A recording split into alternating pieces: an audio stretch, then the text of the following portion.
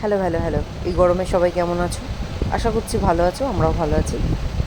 প্রথমেই মাছ ভাজা দিয়ে স্টার্ট করলাম। ভোলা মাছ ভাজা হচ্ছে, এদিকে টমেটো, পেঁয়াজ, শুকনো লঙ্কা, কাঁচা লঙ্কা, জিরে, আদা রসুন পেস্ট করে রাখলাম। মাছ তো ভাজা হচ্ছে অলরেডি, দেখতেই পেলে।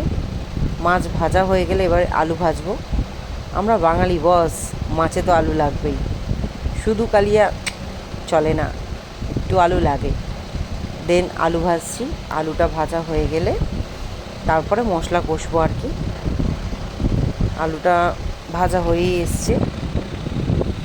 এদিকে তেলে জিরে ফোড়ন দিয়েছি, একটা শুকনো লঙ্কা ফাটিয়ে দিয়ে যে মিক্সারে মানে মশলাটা বেটে রেখেছিলাম সেটা দিয়ে দিলাম, দিয়ে কষছি।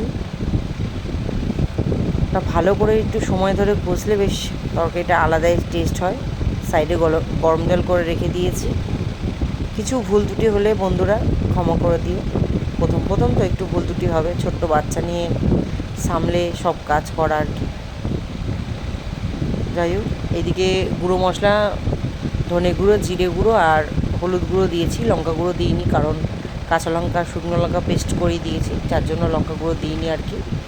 নুনটা দেওয়া হয়ে গেছে, ওটা তুলতে ভুলে গিয়েছি। তো যাই হোক, সব দিয়ে ভালো করে কষছি। দেখতেই পাচ্ছ তেল ছিঁড়ে এসছে। ভালো করে কষে নিয়ে এবারে আলুটা দেব। তো সবাই কেমন আছো বলো কিন্তু। অনেক দিন কথা হয়নি সবার সাথে, নিশ্চয়ই একদিন কথা হবে আবার। যাই হোক, এদিকে তেল ছেড়ে গেছে, মশলাটা আলু দেবো, আলু দিয়ে কষবো। আলুটা দিয়ে কষার পরে তারপরে গরম জল দেবো আর কি, অ্যাড করবো গরম জল। ফুটিয়ে আসলে আলুটা সিদ্ধ হয়ে গেলে তারপরে দেবো মাছ।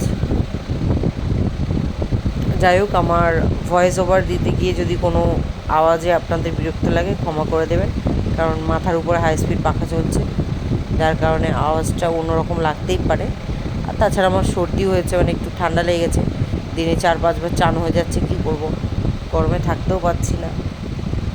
যাই হোক, গ্রেভিটাও ফুটে এসছে, মাছগুলো দিয়ে দেবো। বাইরেটাও খুব সুন্দর হাওয়াও দিচ্ছে, জানলা দিয়ে, রান্নাঘরের জানলা দিয়ে দেখালাম আর কি। গ্রেভি ফুটে এসছে, মাছগুলো দেবো।